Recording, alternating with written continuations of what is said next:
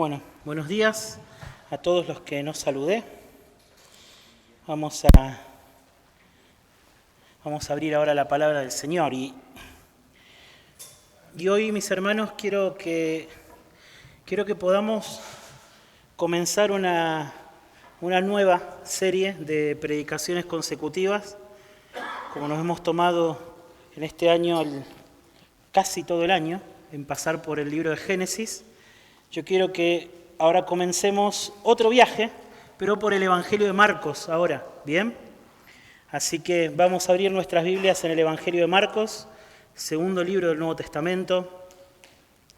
Y antes de leer y que empecemos, yo quiero compartir con ustedes algunas motivaciones detrás de por qué estudiar el libro de Marcos, ¿bien? Que puedan acompañarnos estas motivaciones, estas metas a lo largo de nuestro recorrido por el Evangelio de Marcos, ¿sí? Que no va a ser corto, ya se los estoy avisando, no va a ser corto, pero bueno, esperemos que sea de mucho provecho. Mis hermanos, lo primero que quiero que hagamos juntos, o la primera razón por la que quiero que estudiemos el Evangelio de Marcos, es porque quiero invitarlos y quiero que juntos podamos mirar de cerca y detenidamente uno de los retratos inspirados que tenemos acerca de quién es Jesús. ¿Bien? Hay 4 libros en la Biblia que nos narran la historia de la vida de Jesús y nos muestran de primera mano quién es Jesús, ¿sí? Y uno de ellos es Marcos. Yo tengo la esperanza de que, y creo en lo que dice la palabra de Dios, de que nosotros somos transformados al mirar a Jesús. Y quiero que hagamos eso, quiero que miremos de cerca, lo más cerca posible, quién es Jesús, ¿sí? Lo que Él hizo, lo que Él nos enseñó, y que así como Él mismo nos dijo, ¿no es cierto?, que viéndolo a Él podamos ver al Padre. El que me vio a mí, dijo Jesús, ve al Padre. Así que por eso quiero que veamos a Jesús en el Evangelio de Marcos.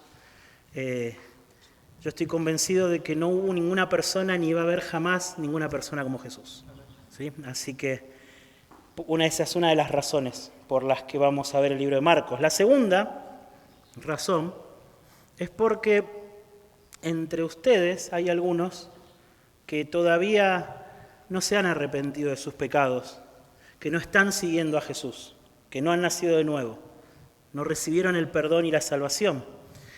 Y ya sea que lo sepan o no, ya sea que lo sientan o no, necesitan desesperadamente a Jesús, ¿sí? Algunos de ustedes ya no saben qué hacer con sus pecados, ya no saben qué hacer con sus vidas de pecados. Algunos de ustedes ya se han endurecido a sus pecados. Y lo único que tiene el poder para quitarnos de ese estado es Jesús, es Jesús. Y yo espero y oro y tengo la expectativa de que a medida que vayamos avanzando en estas exposiciones del Evangelio de Marcos, el Espíritu Santo haga el milagro y presente a Jesús frente a los ojos de sus corazones y puedan ser salvos. Sí, esa es la segunda razón. Y la tercera razón por la cual yo quiero que estudiemos juntos el Evangelio de Marcos es porque los discípulos de Jesús, aquellos que ya conocemos al Señor, necesitamos con urgencia aprender o recordar lo que significa seguir a Jesús, lo que implica seguir a Jesús, ¿sí? Lo que implica caminar por el mismo camino que Él anduvo cuando estuvo en la tierra, ¿sí? Él caminó por esta tierra, Él llevó su cruz hasta el final y murió en esa cruz, y Él, cuando nos llamó a la salvación, nos llamó al mismo camino, a caminar por el camino angosto, tomando nuestra cruz cada día y siguiéndolo, ¿sí? O como Él lo dijo, Él vino, el Evangelio de Marcos, Él vino no para ser servido, sino para servir y para dar su vida en rescate por muchos. Y nosotros, mis hermanos, tenemos que vivir no para que nos sirvan, sino para servir y para poner nuestra vida para que muchos puedan ser salvos, ¿sí? Y eso es lo que quiero que aprendamos también juntos en el Evangelio de Marcos. Así que, mis hermanos, quiero invitarlos, vamos a leer el Evangelio de Marcos, en el capítulo 1, y vamos a leer los primeros 8 versículos, y ahí vamos a comenzar hoy nuestra exposición. Dice el Evangelio de Marcos: principio del Evangelio de Jesucristo, el Mesías, Hijo de Dios. Como está escrito en el profeta Isaías: he aquí yo envío mi mensajero delante de ti, el cual preparará tu camino. Voz del que clama en el desierto: preparen el camino del Señor, hagan derechas sus sendas. Juan el Bautista apareció en el desierto predicando el bautismo de arrepentimiento para el perdón de pecados. Acudía a él toda la región de Judea y toda la gente de Jerusalén, confesando sus pecados. Eran bautizados por él en el río Jordán.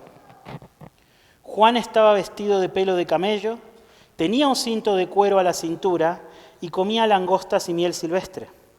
Y predicaba diciendo: tras mí viene uno que es más poderoso que yo, a quien no soy digno de inclinarme y desatar la correa de sus sandalias. Yo los bauticé a ustedes con agua, pero él los bautizará con el Espíritu Santo. Oremos. Señor, por favor, ayúdame y ayúdanos. Gracias por darnos tu palabra, pero que pese ahora, Señor, sobre nuestras conciencias el hecho de saber que estamos frente a tu palabra, Señor, porque estar frente a tu palabra es estar frente a la palabra del Rey, de nuestro Creador. Estas palabras no son para ser discutidas, no son para ser objetadas, no son para ser negociadas. Estas palabras son tu trono, Señor, y desde ahí gobernás.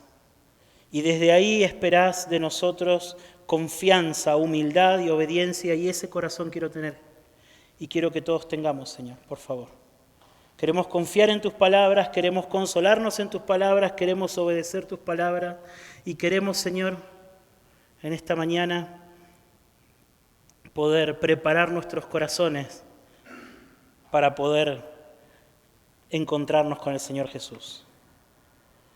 Señor, prepara mi corazón, prepara el corazón de todos los que estamos acá, que podamos tener un corazón listo y dispuesto para poder encontrarnos con Jesús. Te lo pedimos en el nombre de Jesús. Amén. Bueno, mis hermanos, este Evangelio, el versículo 1, es como el título del Evangelio, ¿sí? El título que escribió Marcos, ¿bien?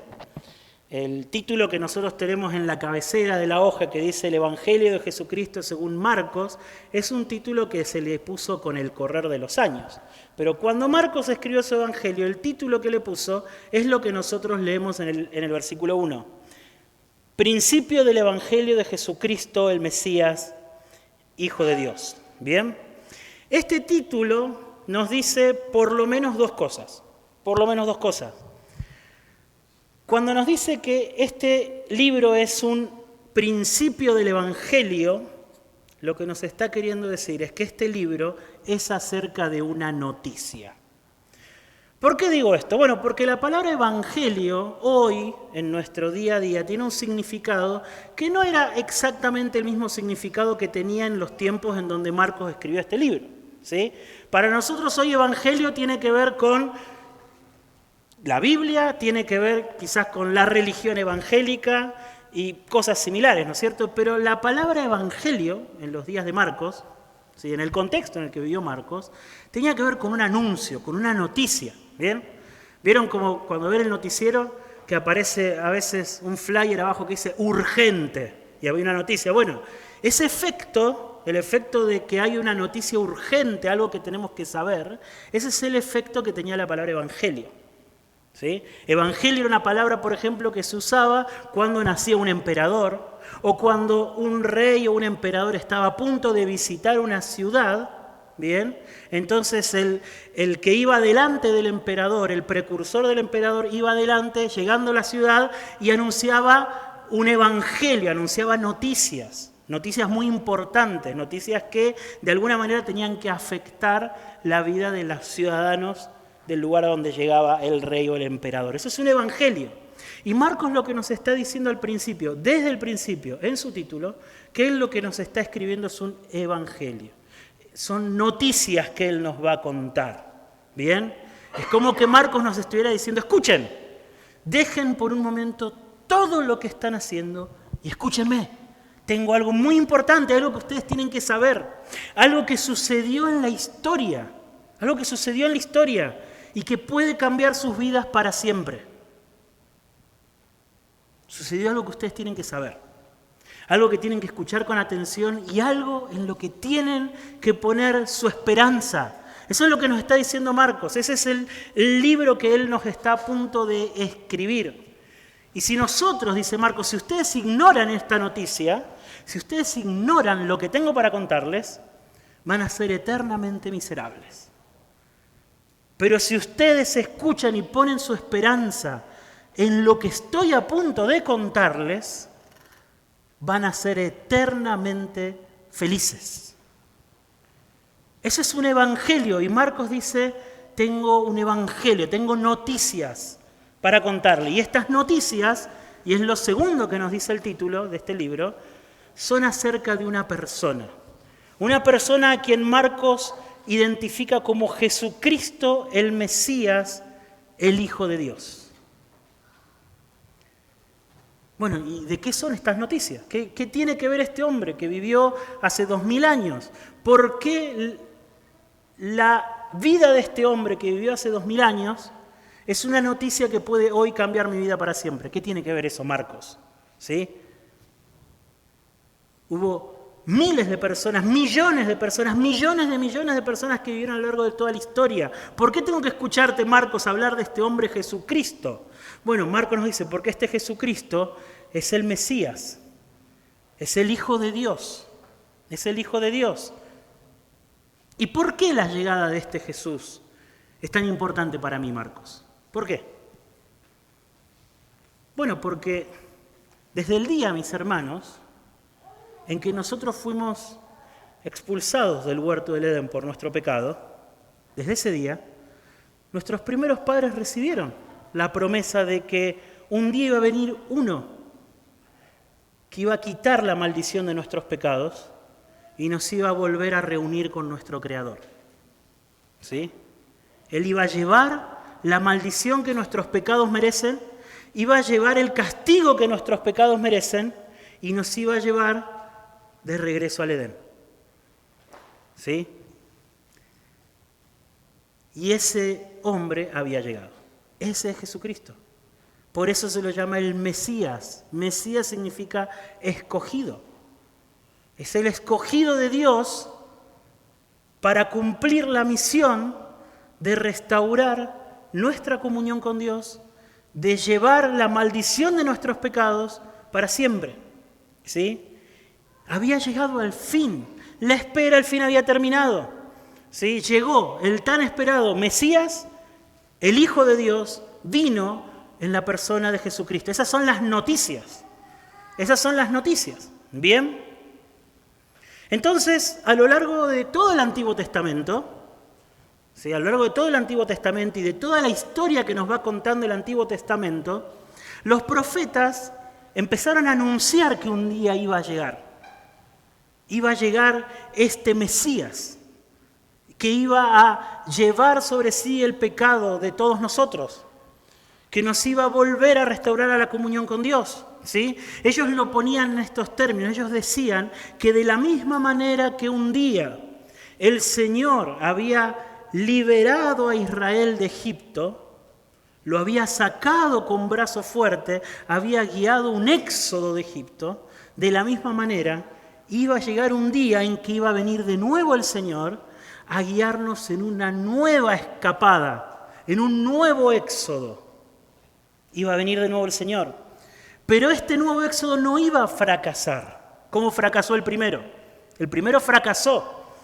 El primer éxodo, Moisés los llevó a la tierra prometida y de la tierra prometida se tuvieron que ir por causa de su pecado. Fracasó. Pero el Señor prometió que un día Él mismo en persona iba a venir y nos iba a guiar en un nuevo éxodo que no iba a fracasar.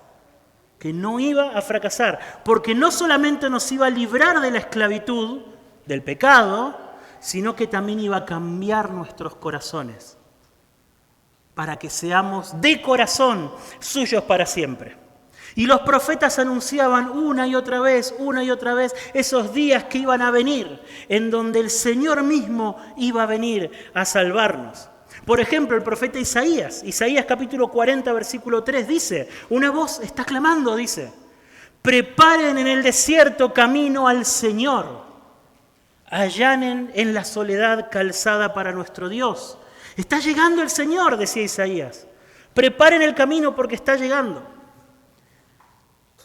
Pero uno de los capítulos más maravillosos del Antiguo Testamento, en donde se genera esta expectativa de que el Mesías tiene que venir, el Salvador tiene que venir, es el último capítulo del Antiguo Testamento. El último capítulo de todo el Antiguo Testamento es un capítulo de expectativa. Malaquías capítulo 3 y Malaquías capítulo 4.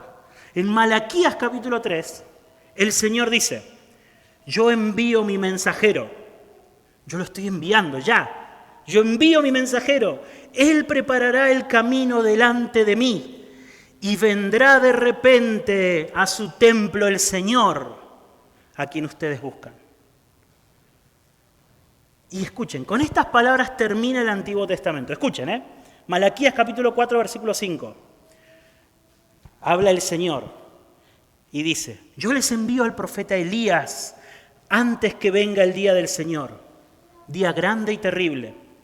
Él hará volver el corazón de los padres hacia los hijos, el corazón de los hijos hacia los padres, no sea que yo venga y hiera la tierra con maldición. Y así se apaga el Antiguo Testamento. Años, casi 2000 años de espera. Hombres que nacían, escuchaban la promesa, ponían su esperanza en la promesa, la esperaban y sus vidas se apagaban y la siguiente generación igual. Y el Señor decía, no pierdan la esperanza, va a venir, hasta que el último de los profetas, el profeta Malaquías, anuncia, yo estoy enviando mi mensajero. Yo les estoy enviando al profeta Elías. ¿Sí? Así que fíjense que la expectativa con la que termina el Antiguo Testamento es un día el Señor va a venir a librarnos definitivamente de nuestros pecados y antes va a venir su mensajero. Antes de que venga el Señor va a venir su mensajero. Y así empieza Marcos. Marcos empieza con las palabras de estas dos profecías que hemos leído. El versículo 2 dice, como está escrito en el profeta Isaías, he aquí yo envío mi mensajero delante de ti. Lo leímos recién, ¿no es cierto? El cual preparará tu camino. Voz del que clama en el desierto, preparen el camino del Señor, hagan derechas sus sendas. Así empieza Marcos, uniendo la expectativa con la que termina el Antiguo Testamento. ¿Bien? A ver, en resumen, ¿qué es lo que están diciendo estas profecías? En resumen, básicamente, dos cosas. Lo primero es que va a ser el Señor mismo en persona, Dios mismo en persona, el que va a venir a librarnos de nuestra maldad. Preparen el camino del Señor. El Señor es el que está viniendo. Hay que preparar el camino porque el que está viniendo es el Señor mismo. No viene Moisés, como fue en el primer Éxodo, sino que viene el mismo Señor en persona. Eso es lo primero. Y lo segundo que nos dicen estas profecías es que antes que venga el Señor, tiene que venir un mensajero, un precursor, alguien que de alguna manera va a preparar el camino para cuando Él llegue, ¿sí? Esto era muy común en la época, en el primer siglo, cuando se escribió este libro, cuando, como mencionamos hace un momento, un rey, un emperador, un gobernante estaba por visitar alguna ciudad de su imperio, ¿cierto? Entonces, los caminos del antiguo imperio romano, sobre todo cuando se desviaban de las rutas principales, no eran caminos como tenemos quizás hoy, caminos armaditos, no, era huella. Entonces, cuando la comitiva del rey se estaba por acercar a una ciudad, se enviaba a una persona antes que pudiera ir preparando todo el camino para que cuando el rey llegara tenga por dónde pasar. Y no solo preparaba el camino, sino que llegaba antes a la ciudad para que la ciudad esté lista para la llegada del rey. ¿Bien? Entonces, de la misma manera, el rey del universo está viniendo en persona a salvarnos, a librarnos. ¿Y quién viene delante de él? Viene su mensajero. ¿Y quién es el que aparece? ¿Quién es su mensajero? Versículo 4, que dice: Juan el Bautista apareció en el desierto predicando el bautismo de arrepentimiento para el perdón de pecados. Y nos cuenta Marcos acá que acudía a él toda la región de Judea y toda la gente de Jerusalén, y confesando sus pecados eran bautizados por él en el río Jordán. Y escuchen esto que interesante, dice: y Juan tenía un cinto de cuero en la cintura. Perdón, Juan estaba vestido de pelo de camello y tenía un cinto de cuero a la cintura y comía langostas y miel silvestre. Tenemos una descripción de Juan. Bien. Entonces este hombre llamado Juan directamente aparece. Marcos no nos cuenta absolutamente nada de dónde sale este hombre. Este hombre directamente aparece. ¿Dónde aparece? En el desierto, junto al río Jordán. Bien. Fíjense que hay varias cosas que nos cuenta Marcos acerca de este hombre Juan el Bautista que son muy curiosas. Nos dice, primero nos muestra que aparece de la nada. Nos muestra que aparece junto a un río, el río Jordán, en el desierto, ¿bien? Nos cuenta que predicaba un mensaje de arrepentimiento y nos cuenta un poco de su vestimenta. Un hombre raro, ¿verdad? Vestido con piel de camello, un cinto de cuero, lo que comía era miel y langostas. Eso era lo que comía, ¿bien? Entonces uno se pregunta, ¿por qué Marcos dedica este párrafo a contarnos todo esto acerca de Juan? ¿Sí? ¿Qué es lo importante de que nosotros sepamos esto acerca de Juan? Bueno, nosotros leímos cómo terminó el Antiguo Testamento. Yo les envío al profeta Elías, dice el Señor, antes de que venga el Señor. Él va a preparar el camino. ¿Sí? Este mensajero, este precursor del rey, iba a estar identificado con el profeta Elías. ¿Bien? Y Elías también, si nosotros leemos su historia en el libro de los Reyes, Elías aparece de repente, de la nada. No se sabe absolutamente nada de su historia, nada, él directamente aparece. Y si alguno de ustedes leyó la historia de Elías o se acuerdan, el libro de Reyes también nos cuenta que Elías no murió físicamente, que el Señor en persona vino a buscarlo en un carruaje y se lo llevó al cielo. ¿Saben dónde estaba Elías cuando se lo llevó el Señor al cielo en el carruaje? A orillas del río Jordán. A orillas del río Jordán. ¿Y saben cómo se vestía Elías? ¿Y saben lo que comía?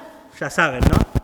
Se vestía con piel de animales y comía animales silvestres. O sea que Marcos no es casual que Marcos nos cuente todo esto. Marcos quiere que sus lectores y que nosotros también conectemos a este mensajero, a este hombre identificado con Elías, que tenía que venir antes que venga el Señor, lo conectemos con Juan el Bautista. Este Juan el Bautista estaba identificado con Elías, no solamente en sus características físicas, no solamente en lo que comía, sino principalmente en su mensaje. En su mensaje. ¿Un mensaje de qué? Dice acá Marcos, un mensaje de arrepentimiento para el perdón de pecados. ¿Sí? Juan el Bautista tenía una misión. ¿Cuál era la misión de Juan el Bautista? Preparar el camino para la llegada del Rey, para la llegada del Mesías. ¿Y cómo Juan pretendía preparar ese camino? Llamando a los hombres al arrepentimiento, predicando el arrepentimiento para el perdón de pecados. Y hagamos una pausa acá antes de continuar la historia. ¿Sabe qué significa esto?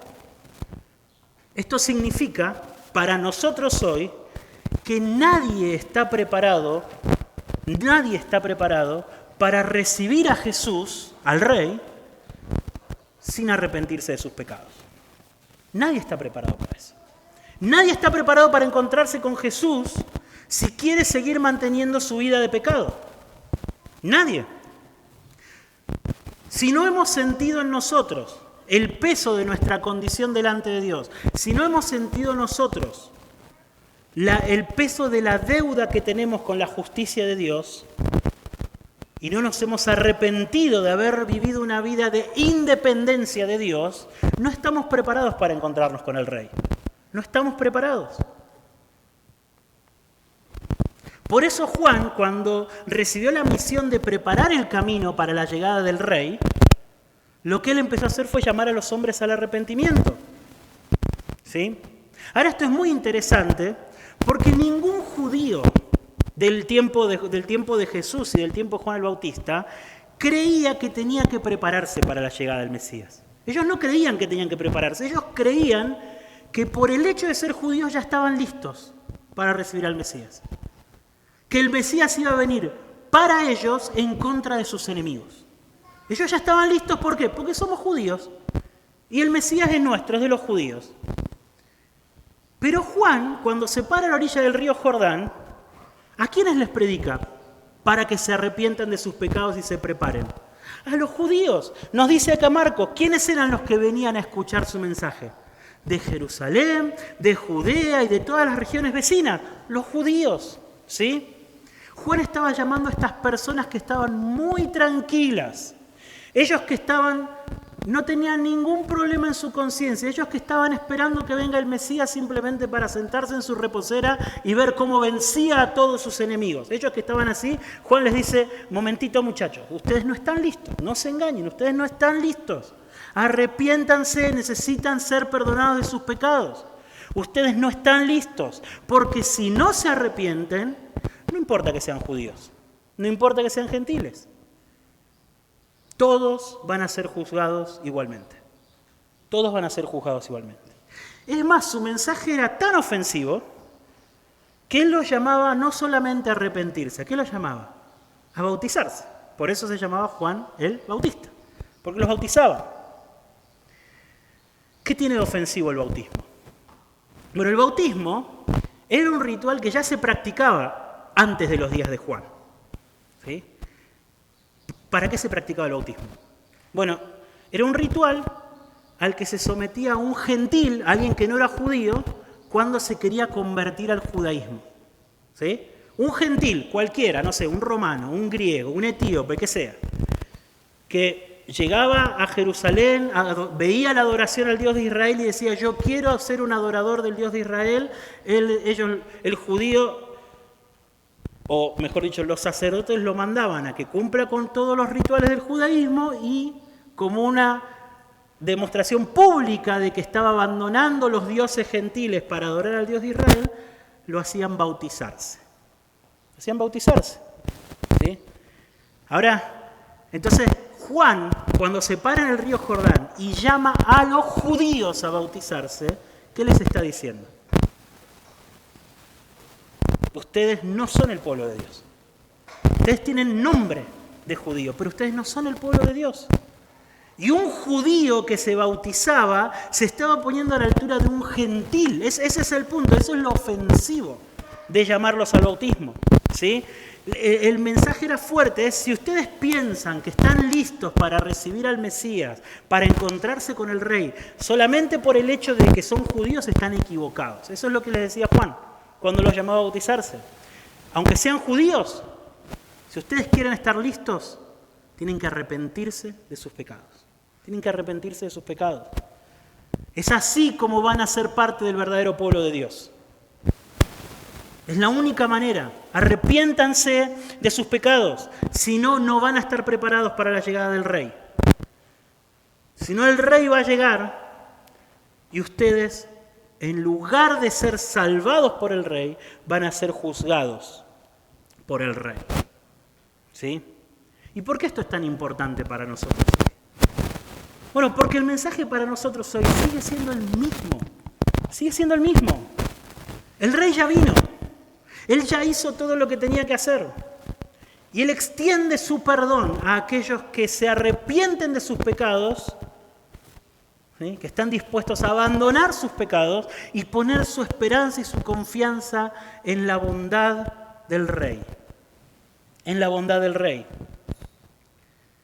no en cuánto tiempo llevo yo yendo a la iglesia, siendo evangélico, no en los milagros que yo haya recibido antes, no en cómo yo me haya sentido en algún momento, en algún culto, en alguna reunión o cuando alguien oró por mí. No es nada de eso. No en poner la esperanza en que yo voy con mi familia a la iglesia. No es nada de eso. No es nada de eso. El Rey va a extender su perdón, su bondad, su salvación a aquellos que se arrepienten de sus pecados. Nada más. Nada más.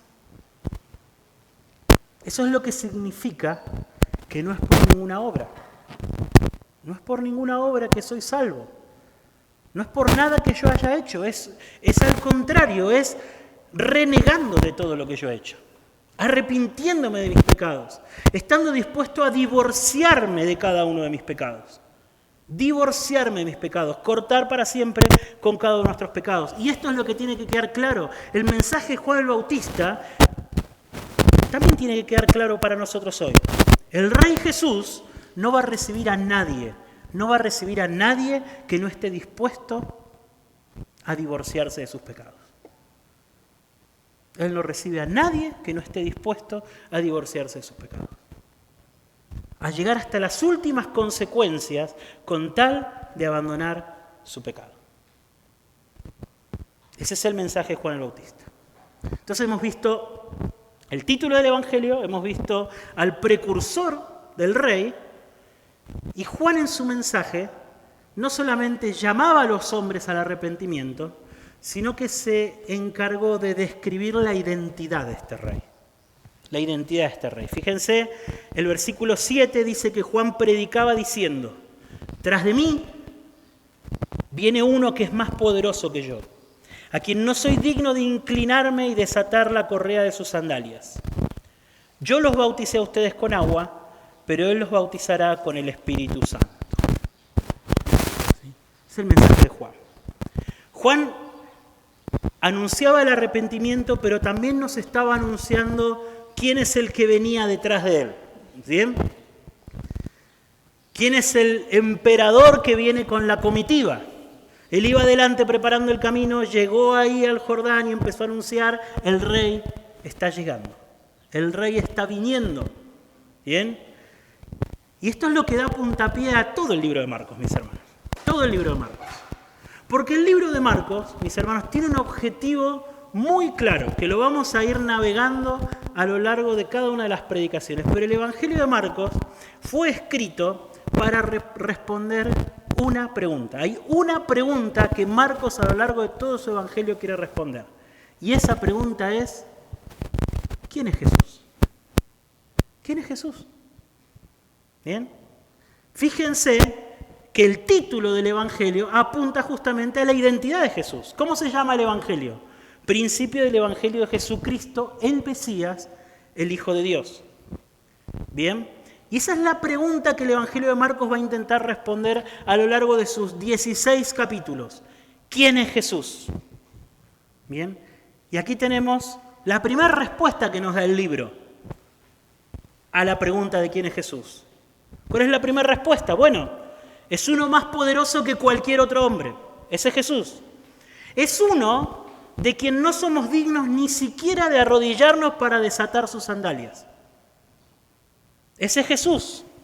Y es uno que tiene el poder para derramar su espíritu sobre nosotros y darnos vida nueva. ¿Quién es Jesús? Esa es la primera respuesta que nos da el Evangelio. ¿Sí? Ese es Jesús, mis hermanos. Ese es el Rey que está llegando. Ese es el Rey del cual el precursor empieza a preparar el camino. ¿Bien? Pero al mismo tiempo, mis hermanos, este libro encierra una gran paradoja. Porque este Jesús, que es el Mesías, que es el Hijo de Dios, que es uno más poderoso que cualquier otro hombre, que es uno de quien no somos dignos ni siquiera de arrodillarnos para desatarle el calzado, que es uno que tiene el poder para derramar su Espíritu Santo y darnos vida nueva. Este Jesús va a hacer todo eso, va a mostrar su gloria, va a mostrar su poder para salvarnos, va a mostrarnos que Él es más poderoso que cualquier otro hombre. ¿Saben cómo? Muriendo en una cruz. Muriendo en una cruz. Así lo va a demostrar. Así, esa es la gran paradoja del Evangelio de Marcos. Esa es la gran paradoja que se va a desenredar a lo largo de todo el Evangelio de Marcos. Y su versículo central, su texto central no solamente porque está en el medio, está prácticamente en el medio del libro, sino porque es el que desata el significado de este libro, es este muy conocido que lo hemos citado al principio: el Hijo del Hombre no vino para ser servido, sino para servir y dar su vida en rescate por muchos. ¿Bien? Y estas palabras de Jesús fue quien dijo estas palabras, ¿sí?, encierran esta paradoja. ¿Por qué digo que encierran esta paradoja? Bueno, es muy claro esto de que Él vino para dar su vida en rescate por muchos. ¿Bien? Pero Jesús se identifica a sí mismo. Él no dice: yo no vine para ser servido, sino para servir y dar mi vida en rescate por muchos. Él dice: el Hijo del Hombre no vino para ser servido. ¿Por qué Jesús usa esas palabras? Bueno, porque Él quiere encerrar esta paradoja. ¿Bien? Cuando sus discípulos escucharon a Jesús referirse a Él mismo como el Hijo del Hombre, ellos entendieron una referencia que quizás a nosotros se nos esté escapando debajo del radar. El Hijo del Hombre, mis hermanos, no es un título que se inventó Jesús para Él. Es una referencia que Él saca del Antiguo Testamento. Más precisamente de Daniel capítulo 7. En Daniel capítulo 7, el profeta Daniel ve una visión y ve a un personaje a quien se le llama el Hijo del Hombre. Pero cuando Daniel ve a ese hombre, no ve a ese Hijo de Hombre sufriendo y dando su vida en rescate por muchos. ¿Saben cómo lo ve? Lo ve recibiendo un reino. Daniel lo ve entronizado. Lo ve recibiendo un reino y liderando a todo el pueblo de Dios a heredar los cielos nuevos y la tierra nueva. Ese es el Hijo del Hombre. Entonces, cuando Jesús dice: el Hijo del Hombre no vino para ser servido, sino para servir y para dar su vida en rescate por muchos, eso les voló la cabeza a los que lo escucharon. Porque para ellos el Hijo del Hombre no estaba conectado con servir y mucho menos con poner su vida. ¿Lo ven? El Hijo del Hombre era el Mesías, el que iba a venir a reinar, que nos iba a guiar a todos a la victoria. Y no, resulta que Jesús nos está enseñando que este Hijo del Hombre no vino para ser servido. Él vino para servir.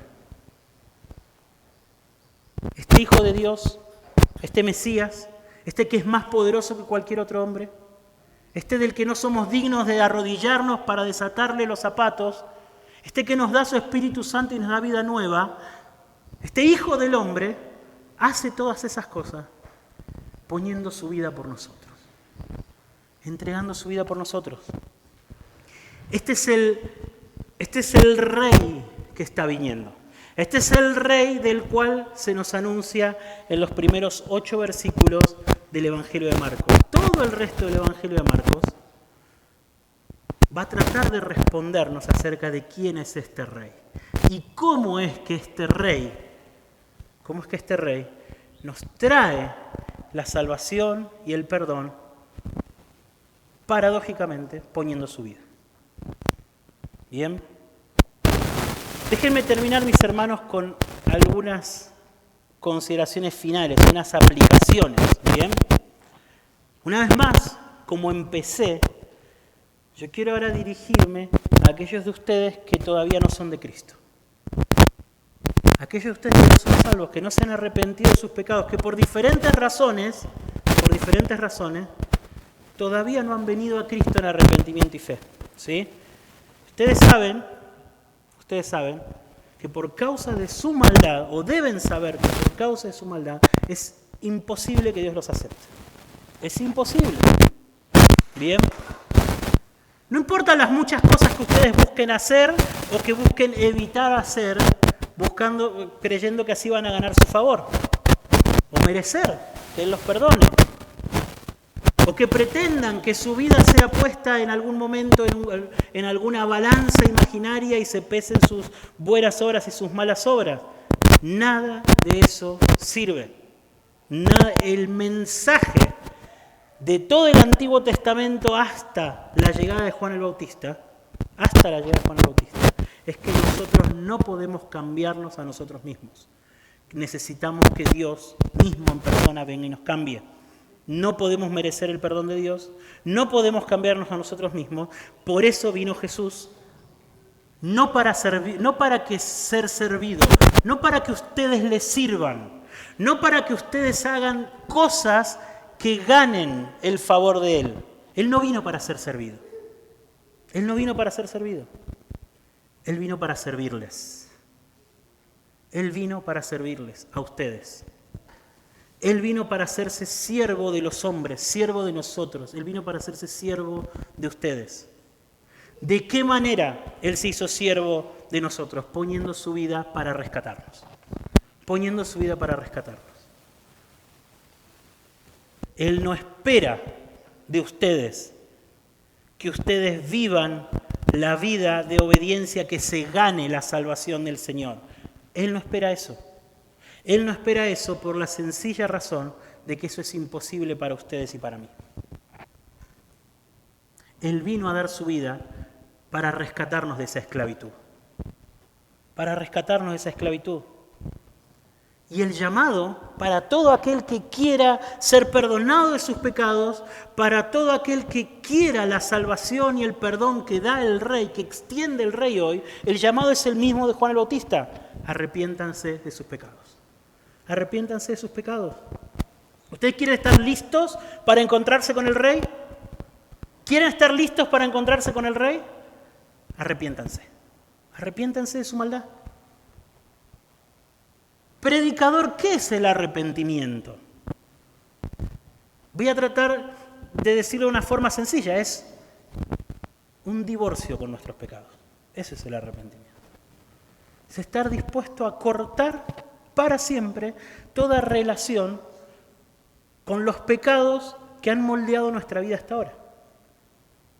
Con todas las cosas que nosotros hacemos, a las que nos hemos habituado, que le dan forma a nuestro día a día, a nuestra agenda, a lo que hacemos, a lo que no hacemos, todos esos pecados, un divorcio. Ese es el arrepentimiento.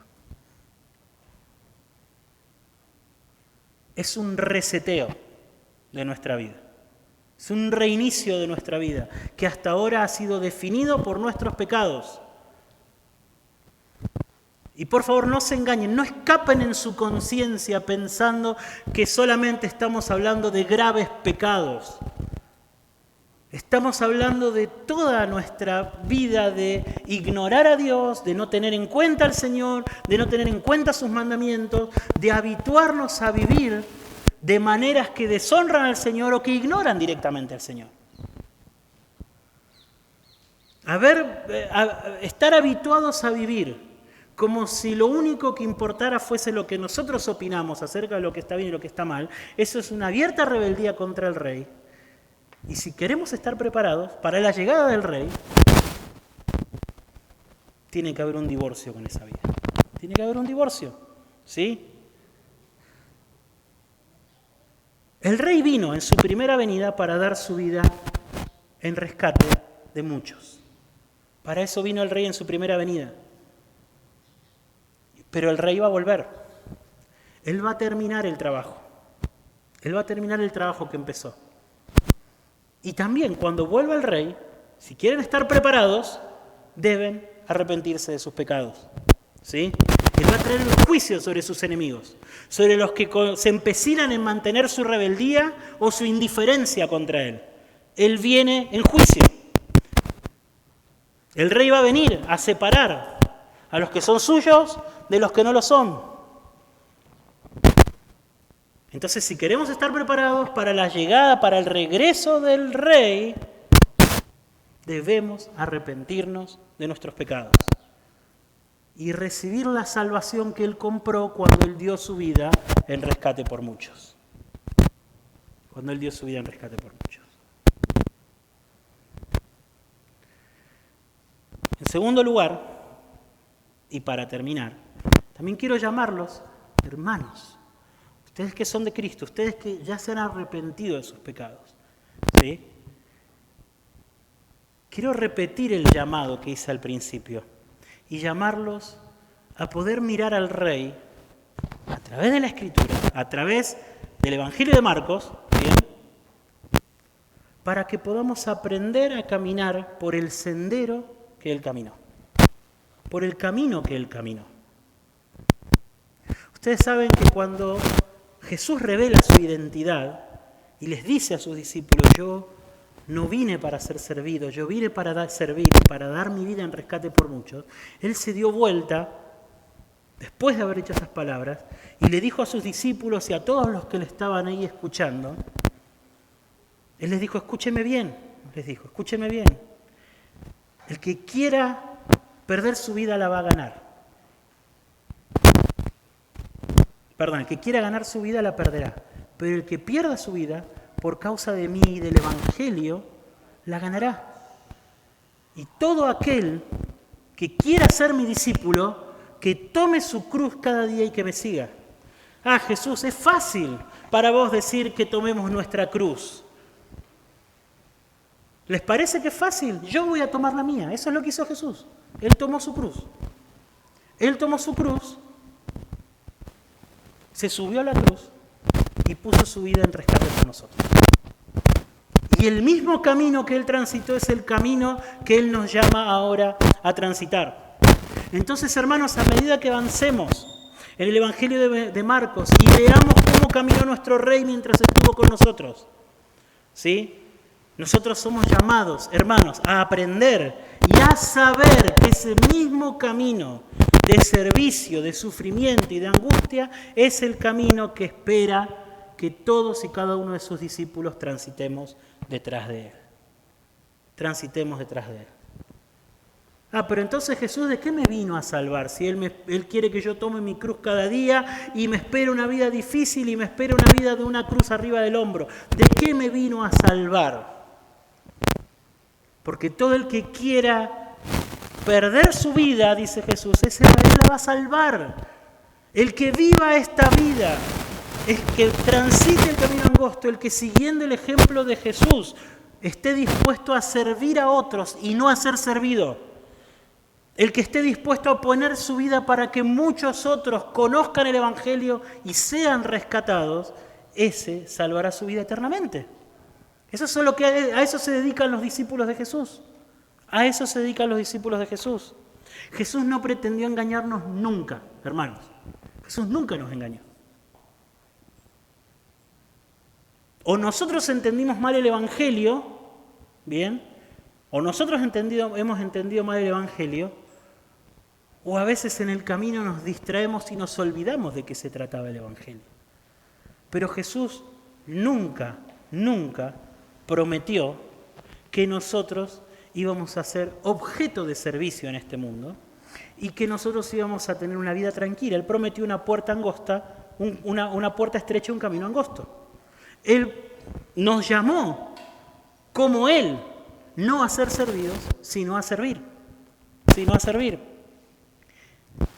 Pero la recompensa es eterna, mis hermanos. La recompensa es eterna. Es el gozo, mis hermanos, incluso en medio del dolor, va a ser infinito. Porque no hay nada más feliz, y créanlo, hermanos, con todo su corazón, no hay nada más feliz que vivir como lo hizo nuestro Señor. No hay nada más feliz que vivir como lo hizo nuestro Señor. ¿Sí? Es cierto, Él nos dijo, Él no tuvo ni siquiera donde reclinar su cabeza. Él no tuvo ni siquiera donde reclinar su cabeza. ¿Sí? Pero Él honró a Dios, glorificó a Dios y vivió con el gozo a lo largo de toda su vida de haber sido un hijo obediente a su Padre. Y nos llama a nosotros a vivir esa vida feliz debajo del sol, no para ser servidos. Mis hermanos, no esperen ser servidos. No esperen ser el centro del universo de nada ni de nadie. No esperen ser servidos. ¿Sí? ¿Cuántas de nuestras frustraciones vienen porque esperamos ser servidos? Y esas expectativas no se cumplen, ¿verdad? ¿Cuánto esperamos de la gente? ¿Cuánto esperamos de los hermanos que no viene? No viene todo lo que esperamos, todo lo que quisiéramos. Y nos frustramos, nos enojamos, nos quejamos y nos duele ¿Cuánto dolor viene porque esperamos ser servidos? ¿Cuánto de nuestro dolor y de nuestra tristeza se iría si fuésemos libres de querer ser servidos? El Señor nos enseñó a vivir en este mundo no para ser servidos, sino para servir. Y para que pongamos nuestras vidas para que muchos puedan ser salvos de sus pecados. Oramos. Señor, te damos muchas gracias por tu palabra, y yo quiero pedirte, Señor, que puedas usar a lo largo de los meses el Evangelio de Marcos, Señor, para poder traer salvación a aquellos que no te conocen y para poder purificar y limpiar a tu iglesia, Señor. Gracias por tu palabra, Señor, que ella siga haciéndonos el bien, que ella se apodere de nuestras conciencias y de nuestras mentes, Señor. Te lo pedimos en el nombre de Jesús. Amén.